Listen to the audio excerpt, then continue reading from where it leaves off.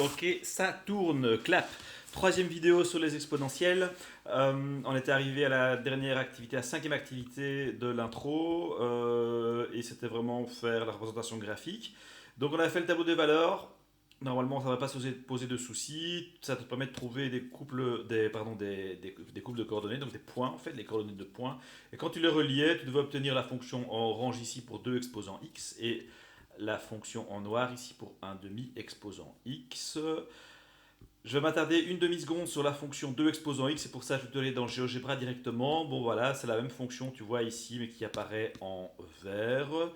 Juste pour illustrer une caractéristique générale des fonctions exponentielles, ce sont des fonctions qui montent très très vite.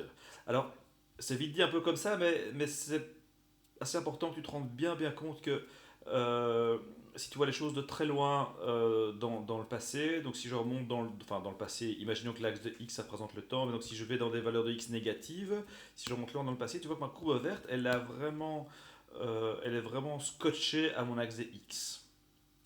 Ça va, donc tu vois bien que la fonction exponentielle dans ce cas-ci, eh bien, on a vraiment l'impression qu'il n'y a rien qui se passe. Peu, il n'y a vraiment pas grand-chose qui se passe. Et en un coup, tu vois que là, je me rapproche de la valeur 0, de x égale 0. Et là, on voit qu'elle commence à décoller. Et une fois qu'elle commence à décoller, ben, paf, il y a le booster qui est mis et c'est la fusée. Et elle monte super vite. Elle sort de mon graphe. Et même ici, quand j'essaie de dézoomer, tu vas voir que elle monte vraiment super vite. Si je dézoome, hein, tu vois vraiment que là, ben, elle file quasiment à la verticale, si tu vois les choses de très très loin. Pourtant, c'est pas une droite verticale. Hein.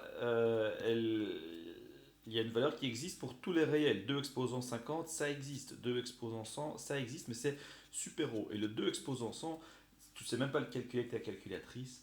Je pense que, en tout cas, ça dépend quelle calculatrice tu as, mais à un moment donné, ça devient un chiffre tellement énorme qu'il n'y a plus assez, que l'espace mémoire de ta calculatrice ne sait pas gérer ça, et donc ta calculatrice te renvoie une erreur.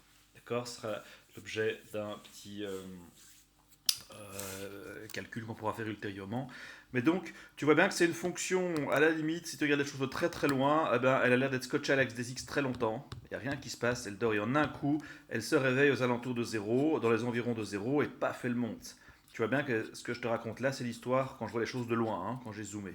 Mais inversement, si je me remets vraiment au centre, donc ça c'est le petit schéma qui est dans le cours, c'est le que tu as probablement dessiné dans tes feuilles. Donc là, c'est vraiment une échelle un peu plus raisonnable. Je ne me suis pas mis trop loin, mais je pourrais décider de faire le contraire, de me rapprocher. Tu vois bien que là, je commence à me rapprocher, d'avoir une vision beaucoup plus fine de ce qui se passe. Et ça me permet de constater que même quand je suis dans les négatifs, ici je suis à moins 12 ou moins 14, etc. Et bien si je continue à zoomer,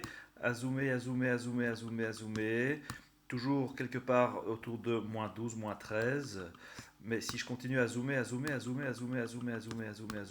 tu vois bien que ma fonction, le graphe de ma fonction en vert, elle n'est pas sur l'axe des x. Elle est toujours plus élevée que l'axe des x.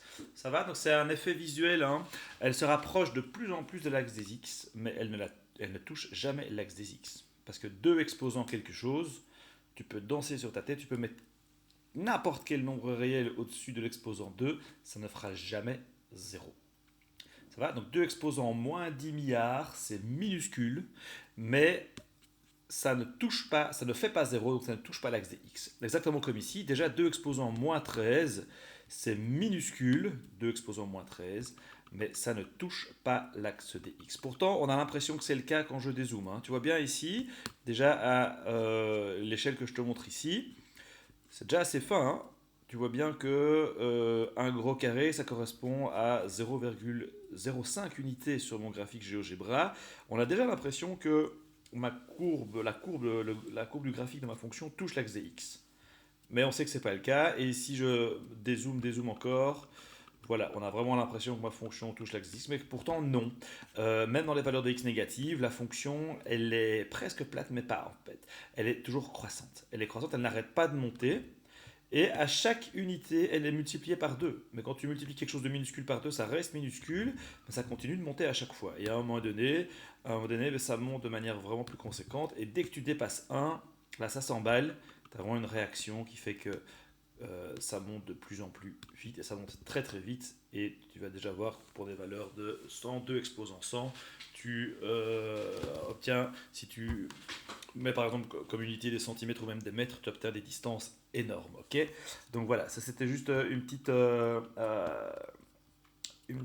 considération visuelle sur les fonctions exponentielles, le fait elles ont l'air de toucher l'axe des x pour des valeurs de x situées à gauche, et elles montent très très vite pour des valeurs de x qui sont positives. D'accord. Bon, ça c'est vrai pour la fonction 2 exposant x. Tu vois bien que c'est un petit peu le contraire pour la fonction 1 demi exposant x, dont tu as aussi fait le graphe par ailleurs. Ici, si je me mets dans, si je me mets dans GeoGebra, pardon. Hop, ça j'en ai pas besoin, c'était une erreur, effacée. Voilà, donc ma fonction bleue, c'est la fonction 1 demi exposant x. Tu vois bien que c'est le contraire. Là, tout ce que j'ai dit pour la fonction 2 exposant x, je peux le redire pour la fonction 1 demi exposant x, mais dans l'autre sens. C'est une fonction qui va monter très très vite pour des valeurs de x négatives, et par contre qui va se rapprocher de plus en plus de l'axe des x pour des valeurs de x positives. On a l'impression que ça touche l'axe des x, mais on sait que c'est pas le cas. Je vais pas te le refaire, mais tu imagines bien que si on zoome ici, tu vas voir que la courbe bleue ne touche pas l'axe des x. Elle s'en rapproche, mais elle ne le touche pas. Voilà, c'est juste ça que je voulais te montrer ici via GeoGebra. Donc je vais revenir dans le petit dossier. Et si tu as bien compris ça, tu es prêt pour répondre alors aux petites questions. Puisque dans la dernière partie de la question 5, on te demandait mais quelles sont les similitudes, les similarités et les différences entre ces deux fonctions. Ben donc les deux fonctions, c'est la fonction 2 exposant x en orange ici sur mon graphique et 1 demi exposant x en noir ici sur mon graphique. Alors, on va commencer par introduire une notion qui va revenir tout le long du cours et encore sur le chapitre sur les logarithmes qu'on verra après. C'est la notion de base que je suis en train de surligner. D'accord. Tu vois que la fonction f de x égale 2 exposant x, c'est une valeur réelle 2 que j'expose avec la variable x. Eh bien, ce 2, on va l'appeler la base et on lui donne communément comme symbole littéral la lettre A. Pourquoi est-ce qu'on appelle la base? Eh bien, une manière de le concevoir et de le retenir, c'est-à-dire que la base, c'est la base sur laquelle vient se déposer l'exposant. Donc l'exposant x repose sur sa base. On a bien comme un iPod qui repose sur sa base. Euh, pour ceux qui ont encore connu les iPods, bien ici on a un exposant x qui repose sur sa base, sur la base 2. Et pour la fonction g de x, eh bien l'exposant x repose sur la valeur 1 demi, donc la base c'est 1 demi. Ok, comme ça on a introduit la notion de base. Alors quelles sont les similarités entre ces fonctions? Eh bien tu vois que on a déjà plusieurs choses. Graphiquement, tu te rappelles que le domaine de la fonction, c'est toutes les valeurs qui sont touchées sur l'axe des x quand j'écrase ma fonction sur l'axe des x. Ça, c'est la manière graphique de le voir. L'autre manière de le voir analytiquement, c'est de se dire s'il y a des conditions d'existence. Tu vois bien qu'ici, rien ne m'empêche de choisir n'importe quelle valeur pour x. X peut être n'importe quel nombre réel. 2 exposant x existe toujours. Et le domaine, c'est R, tant pour la fonction f de x que pour la fonction g de x. Donc ce sont bien des similarités, des points communs entre ces deux fonctions. Ils ont le même domaine qui est R. Même raisonnement pour l'image. L'image, c'est R plus 0. De nouveau, si tu prends le graphique ici et que tu l'écrases sur l'axe des Y cette fois, que tu le smashes sur l'axe des Y, tu vois que uniquement les valeurs positives de Y seront touchées et positives, mais non nulles néanmoins. Si tu as bien compris que les deux fonctions ne touchaient jamais l'axe des x, elles ne sont jamais égales à 0, donc 0 n'est pas une valeur qui est dans l'ensemble image. Et donc ces deux fonctions ont la même image, r plus 0, et ça te permet de là directement d'en déduire la dernière similarité. Le dernier point commun entre ces deux fonctions, c'est leur signe. Je vais peut-être zoomer ici, c'est pas très clair, mais tu as le correctif sur Smart School. Hein. Donc tout ce que je te montre ici, tu l'as disponible sur Smart School. Ces deux fonctions ont le même signe, elles sont de signes positifs. 2 exposant x, c'est toujours positif, et 1 demi exposant x, donc g de x, c'est aussi toujours positif, forcément, puisque l'image est r plus 0, donc ce sont des fonctions qui sont positives, quelle que soit la valeur choisie pour x, quelle que soit la valeur choisie dans le domaine, donc elles sont positives sur leur domaine. Alors, elles ont également des points particuliers qui sont 0, 1. Les deux fonctions passent par le point de coordonnées 0, 1. C'est l'intersection avec l'axe des y. Et ça se voit aussi graphiquement. Tu vois bien que quand x vaut 0, eh bien 2 exposant 0 c'est 1, 1 demi exposant 0 c'est aussi 1. Ça c'est une des propriétés de puissance. quelle que soit la valeur de la base, quand on expose en 0, eh bien ça fait toujours 1. Donc le point 0,1, c'est un point qui va appartenir à toutes les fonctions exponentielles. Et les deux fonctions passent aussi par un autre point particulier qui est le point de coordonnée 1a, où a est la valeur de la base. Et donc là, c'est aussi un point commun pour toutes les fonctions exponentielles, mais évidemment, chaque fonction exponentielle a une base différente. Donc le point 1a, ben, c'est le point 1,2 pour la fonction 2 exposant x, pour la fonction f de x. Et le point 1a, ben, c'est le point 1,1,5 pour la fonction g de x, pour la fonction 1,5 exposant x. Et donc c'est bien exactement le point qu'on voit, Jim, Jam, Juma, c'est le point qu'on voit ici pour la valeur, pardon, pour la fonction 2 exposant x pour f de x. Le point 1, 2, il se trouve exactement ici, pardon. Ok, quand x vaut 1, y vaut 2, 1, 2. Donc quand y vaut 1, quand x pardon, vaut 1, la hauteur y, c'est la valeur de ma base. Et pareil pour la fonction g de x, quand x vaut 1, la hauteur de la fonction g de x, c'est 1,5, comme on le voit dans le graphique. Et 1,5, c'est la valeur de ma base. Donc c'est bien les points de coordonnées 1a. Ok. Ça veut dire quoi? Ça veut dire que graphiquement, si je te montre le graphique d'une exponentielle, tu peux très facilement trouver la base en regardant la coordonnée y quand x vaut 1. Exemple, quand bon alors là, on va faire semblant que tu fermes les yeux une demi-seconde, mais je vais mettre une fonction ici que tu ne vois pas évidemment puisque tu as fermé les yeux. Hop, voilà, tu ne regardes pas sur le côté gauche. Je vais d'ailleurs masquer le côté gauche, voilà, tu peux ouvrir les yeux.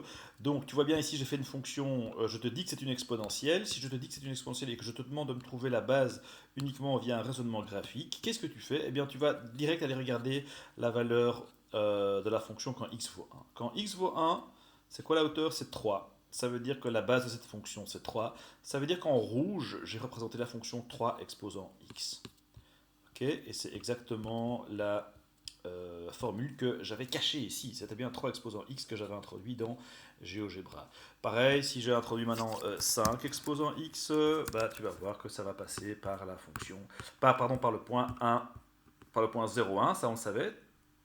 Ça c'est pareil pour toutes les fonctions exponentielles, mais aussi par le point 1,5. 1,5. Et donc ça veut dire quoi? Ça veut dire que quand je dessine plein d'exponentielles comme je suis en train de le faire ici, je vais pouvoir faire 1,3 exposant x. Hop. Pardon, c'est des points et pas des virgules pour GeoGebra. Je peux même mettre la fonction des intérêts composés. Hein, c'était 1,03 exposant x, l'exercice sur les intérêts composés. Eh bien, j'ai toute une série de fonctions exponentielles qui apparaissent. Et tu vois bien qu'elles passent toutes par le point 0,1. La fonction en gris, elle a l'air un peu différente des autres, mais c'est parce que ma base est vraiment proche de 1, donc la fonction va devenir de plus en plus plate. Mais si je dézoome, tu vois bien que même ma fonction en gris est une fonction qui à un moment donné va décoller très très vite après un certain temps. Elle décolle moins rapidement que les autres, enfin elle décolle rapidement, mais elle décolle, il faut des valeurs de x plus grandes pour qu'elle décolle, parce que tu vois bien que la base 1,03 est très très très proche de 1. Voilà, c'est pour ça. Ok, donc ça termine un petit peu le propos que je tenais avec les points particuliers qui sont 0,1 et 1a. Voilà, alors ça c'était les similarités entre toutes les fonctions exponentielles. On a également des différences entre les fonctions exponentielles. Il y a des petites différences dans leur similitude. C'est beau ça, il y a des différences dans les points communs. Un petit paradoxe. Donc elles ont toutes les deux la même asymptote y égale 0, mais la fonction 2 exposant x a une asymptote y égale 0, une asymptote horizontale à gauche en effet, puisque la limite quand x tend vers moins l'infini de 2 exposant x, ça fait 0. Donc on a bien une asymptote horizontale à gauche, alors que l'asymptote horizontale, elle est à droite pour 1,5 exposant x. Et tu pourras aisément te convaincre que toutes les exponentielles dont la base est plus grande que 1 auront une asymptote horizontale à gauche, et toutes les fonctions exponentielles dont la base est plus petite que 1 auront une asymptote horizontale à droite. D'accord ? Pareil pour la notion de croissance-décroissance. 2 exposant x, c'est une fonction croissante parce que la base 2 est plus grande que 1. Et 1,5 exposant x, c'est une fonction décroissante parce que la base 1,5 est plus petite que 1. C'est logique puisque 2 exposant x, chaque fois que je monte de 1 au niveau des abscisses, ma fonction est multipliée par 2.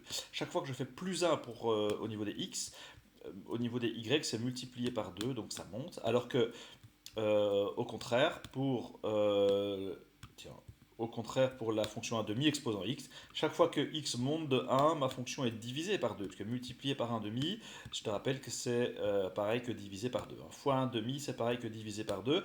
Ça veut dire que ma fonction, ben, elle va être, chaque fois que je fais une unité vers la droite au niveau des x, ma fonction, elle va être divisée par 2, elle va être plus petite, d'où que ma fonction est décroissante. Alors voilà, j'étais en train de remettre mes graphes. Et avec ça, on en a terminé pour les activités introductives, d'accord?